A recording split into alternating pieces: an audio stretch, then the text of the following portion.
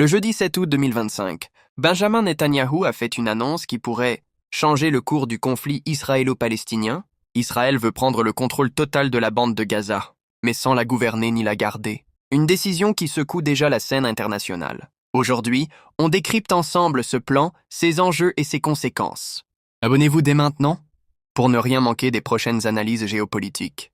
Ton clair, posé, neutre. Lors d'une déclaration officielle, le Premier ministre israélien a confirmé son intention de déployer l'armée sur l'ensemble de Gaza. Objectif: éliminer la menace du Hamas et sécuriser la frontière sud d'Israël. Mais il insiste, il ne s'agit pas d'une annexion ni d'une gouvernance à long terme. Une fois l'opération terminée, la gestion civile serait confiée à des forces arabes locales, totalement indépendantes du Hamas et de l'autorité palestinienne. Ton plus sérieux, formel. Cette annonce a immédiatement déclenché une vague de réactions. À l'ONU, Antonio Guterres parle d'une dangereuse escalade et convoque une réunion d'urgence du Conseil de sécurité. Les États-Unis, eux, soutiennent le droit d'Israël à se défendre, mais mettent en garde, sans plan politique clair.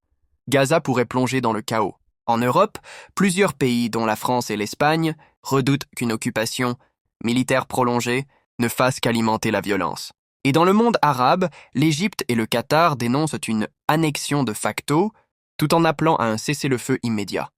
Ton empathique, grave, sur le terrain, la situation était catastrophique. Les bombardements récents ont fait des centaines de morts et des milliers de blessés. Les ONG dénoncent un accès humanitaire limité, malgré les promesses israéliennes d'ouvrir des couloirs. Dans certaines zones, les habitants vivent sans électricité, sans eau potable, et avec des hôpitaux débordés ou détruits.